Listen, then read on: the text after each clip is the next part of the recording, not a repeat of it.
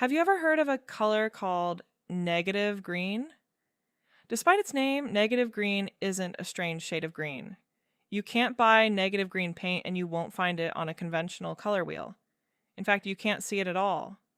Negative green is a concept that emerged from physical radiesthesia during the 20th century, particularly through the investigation of waves of form. And it became one of the most intriguing concepts in this field because negative green was associated with geometric shapes, pyramids, spheres, energetic transmission, mummification experiments, and eventually systems of subtle energy research. But to understand what negative green means, we first need to understand something much more familiar: color. When white light passes through a prism, it separates into the colors of the visible spectrum. We usually describe them as red, orange, yellow, green, blue, indigo, and violet. These colors correspond to different wavelengths of electromagnetic radiation. Human vision detects only a very small part of the entire electromagnetic spectrum, roughly between 380 and 700 nanometers. At one end of visible light, we find violet. Beyond violet is ultraviolet radiation, which our eyes cannot see. At the opposite end, we find red. Beyond red is infrared radiation, which is also invisible to our eyes. So already nature contains a huge range of electromagnetic radiation that we simply cannot see. In ordinary physics, when we say red, green, blue, violet, we are talking about visible light at specific wavelength ranges that your eyes can detect. In radiesthesia, researchers like Chaumery and de Bélizal used color names as labels for different radiesthesic vibrational qualities, even when those qualities were not actually visible colors. So negative green is called a color in their radiesthesia, but it is not something you can see as green light. The conventional electromagnetic spectrum and the radiesthesic color spectrum are not the same measurement system. Negative green is a radiesthesia concept. During the early 20th century, several European researchers were investigating what became known as physical radiesthesia. Among the names associated with this period are Louis Turenne, Enel, whose real name was Mikhail Scariatin, and especially Chaumery and André de Bélizal. Instead of relying entirely on what is sometimes called mental radiesthesia, these researchers attempted to create instruments and methods for detecting repeatable vibrational qualities associated with materials, orientation, geometry, and color. Turenne conducted extensive experiments involving magnetism, substances, and colors. Enel investigated subtle qualities associated with ancient Egyptian forms and sacred traditions.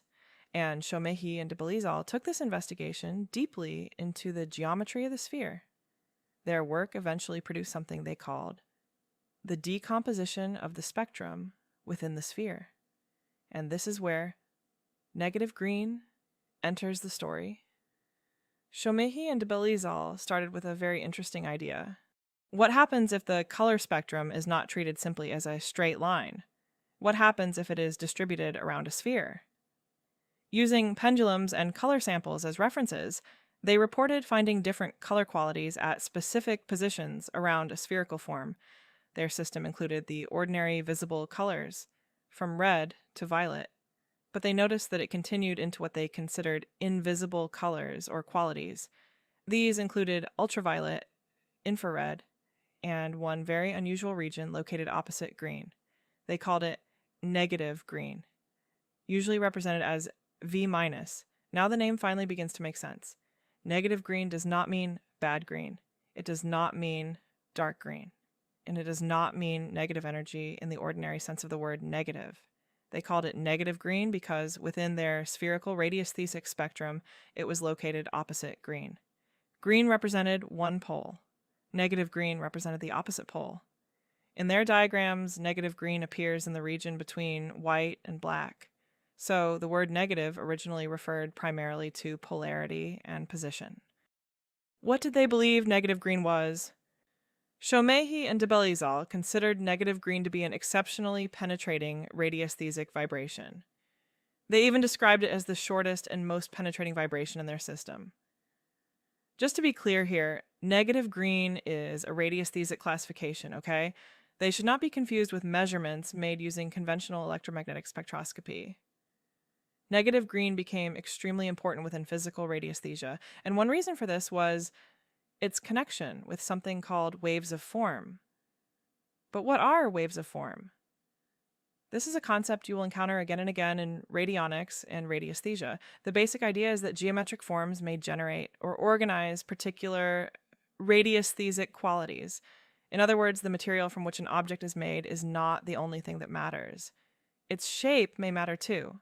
A sphere, a cone, a hemisphere, a pyramid, different proportions, different orientations, different geometric relationships, all of these were investigated as possible generators or organizers of particular radiesthesic emissions. And negative green appeared repeatedly in these experiments. One of the most famous examples is the pyramid. Negative green and the pyramid. Chaumery and de Bélizal experimented extensively with pyramidal forms.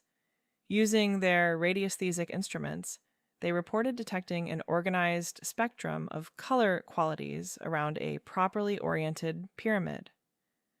They believed the geometry of the pyramid separated or organized a spectrum of radiesthesic emissions around the structure. And among the qualities associated with the pyramid was negative green. This is important because it helps explain something that can otherwise sound rather mysterious when you first enter radionics. Why do geometric shapes appear so often? Why pyramids? Why circles? Why concentric rings? Why orientation to north? Why does changing the geometry of a graph supposedly change what the graph does? Within the theory of waves of form, geometry is not simply decoration. Geometry is considered active. The form itself participates in organizing the radiesthesic field, and negative green became one of the main qualities researchers used to investigate this phenomenon. Negative green and mummification. Negative green also became famous because of experiments involving dehydration and preservation. Chaumery and de Bélizal reported exposing meat, fish, eggs, flowers, and other organic material to arrangements that emitted negative green. They noticed that the material dehydrated rather than decomposed normally. They described this as a mummifying effect. Similar ideas later became strongly associated with pyramid experiments. These experiments explain why negative green acquired such a powerful reputation among radiesthesists. It wasn't regarded simply as another point on a color chart. It was treated as a highly active radiesthesic quality, the carrier wave. Another characteristic attributed to negative green is even more relevant to radionics. Negative green came to be described as a carrier wave. Think about conventional radio for a moment. A radio transmission contains a carrier wave onto which information can be imposed. The French radiesthesic literature used a similar analogy. Negative green was described as a carrier capable of transporting or accompanying other radiesthesic information. This does not mean that negative green has been demonstrated to function like a conventional electromagnetic radio carrier.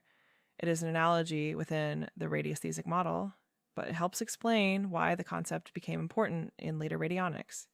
If a geometric form can generate a carrier quality, and information can theoretically be associated with that carrier, then geometry becomes a potential instrument for energetic transmission.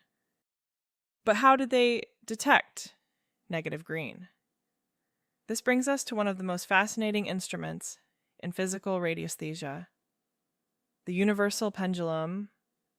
The Universal Pendulum was developed by Chaumery and de Bélizal directly from their experiments with the radiesthesic spectrum of the sphere. And when you look at its design, the connection is obvious. Unlike a simple pointed pendulum, the universal pendulum has a spherical body. The sphere contains markings and reference positions corresponding to different color qualities. By changing the position of the suspension system around the sphere, the operator can tune the pendulum to a particular part of the spectrum. Chaumery and de Bélizal described the universal pendulum as both a receiver and an emitter. In receiver mode, it was used to detect resonance with a selected color. In emitter mode, the same instrument could generate the selected quality. This is very different from using a normal pendulum simply to obtain a yes or no answer. The universal pendulum is essentially a calibrated radiesthesic instrument. Horizontal and vertical negative green. Later investigation distinguished different components of these color emissions. You will usually encounter them today described as horizontal negative green and vertical negative green, or simply HNG and VNG. Earlier, French literature often discussed these qualities using magnetic and electric terminology. Later systems increasingly describe them as horizontal and vertical components. The horizontal or magnetic component of negative green came to be regarded as the more beneficial or balancing quality. It's viewed as life-positive, centering, and supportive. Horizontal negative green can pass directly through solid matter, serving as an energetic pathway or carrier for other beneficial qualities. The vertical or electric component is considered extremely penetrating and harmful to biological systems, and it's often linked to modern electromagnetic fields. Vertical negative green is associated with disruptive or potentially harmful effects when strongly concentrated or experienced for prolonged periods. If you've read about negative green before, you may have seen one source describe it as beneficial, while another source practically describes it as something you should run away from. They may not actually be talking about the same component. Within radiesthesia, orientation matters, and this horizontal versus vertical distinction became increasingly important in later research. Specialized radiesthesic pendulums were eventually created to distinguish between horizontal and vertical color qualities rather than simply detecting negative green as one undifferentiated signal. What negative green is and what it isn't. Negative green is a radiesthesic vibrational classification that emerged from experiments in physical radiesthesia.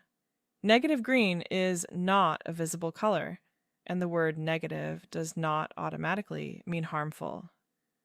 Chaumery and de Bélizal associated it with waves of form and with geometries such as spheres, hemispheres, and pyramids. They developed the Universal Pendulum partly as a way of detecting and working with this extended radiesthesic spectrum. So, had you heard of negative green before?